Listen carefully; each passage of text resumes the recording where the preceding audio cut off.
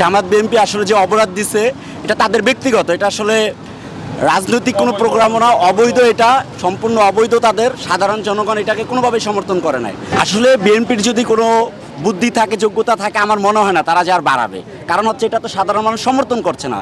সাধারণ মানুষ যেটা সমর্থন করে না সেটা তারা কেন দেবে? তারা কেন দেশের ক্ষতি করতে চাবে? তা আমার মনে হয় আমরা তাদেরকে অনুরোধ করব তারা যেন এরকম সন্ত্রাসী কর্মকাণ্ড না করে, তারা যেন এগুলো থেকে দূরে থাকে, তারা যেন আর সামনে কোনো জনগণকে কষ্ট না দেয়, তারা যেন এই সমস্ত কাজ আর না করে। দেশবাসী তো কখনোই হরতাল অবরোধ এগুলো কখনোই সমর্থন করে না। বিশেষ করে বিএনপি জামাত যখন হরতাল ডাকে, আপনারা জানেন তারা বাংলাদেশটাকে আবার পাকিস্তানে রূপান্তরিত করতে চায়।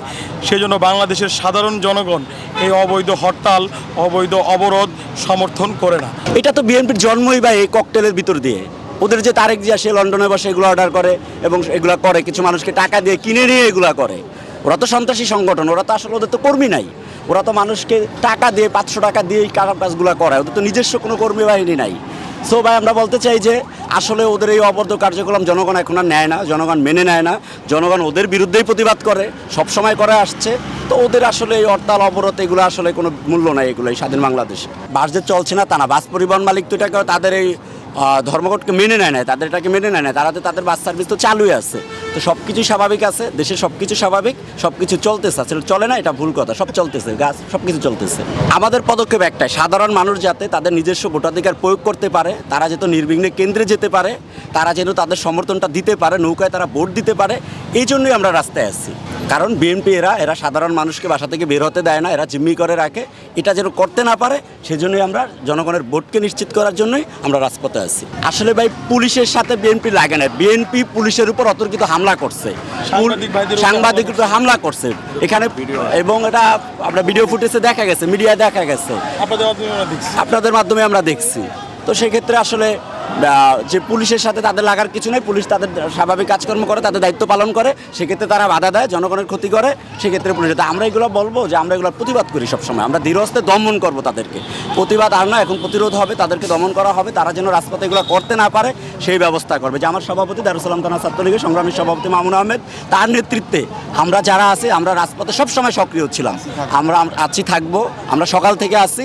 আমরা যাতে এরকম ধ্বংসাত্মক কার্যকলাপ তারা না করতে পারে ওই বিএনপি জামাত, সেই ধরনের পদক্ষেপ গ্রহণ করতেছে। আপনারা দেখেছেন 28 তারিখে সাধারণ মানুষদের উপরে, আপনাদের সাংবাদিক ভাইদের উপরে, পুলিশ ভাইদের উপরে অতর্কিতভাবে হামলা করেছে। একটা মানুষ যখন মারা গিয়েছে তাকে তারা সবাই জানে, তার উপরেও হামলা করেছে আবার বারবার।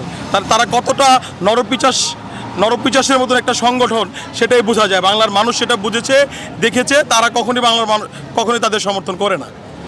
আর আমরা ছাত্র সমাজ, আমি আমার দারুসালাম থানা ছাত্রলীগের আমার 2টি ওয়ার্ড, 9 নম্বর ওয়ার্ড ও 10 নম্বর ওয়ার্ড সাধারণ শিক্ষার্থীদের নিয়ে, আপনারা জানেন ঢাকার প্রবেশ পথ এই গাবতলীকে আমরা নিরাপদ করার জন্য আমরা সর্বদাই প্রস্তুত ছিলাম, আগে এখনও আছি, থাকবো আমরা ইনশাল্লাহ।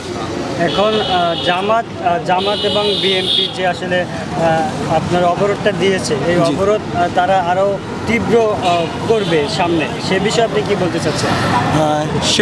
সেটা তীব্র করবে কি না সেটা তাদের ব্যাপার, সেটা আমরা জানি না। তারা যতই অবরোধ দেখ, হরতাল দেখ, সাধারণ জনগণ কখনই মেনে নেবে না।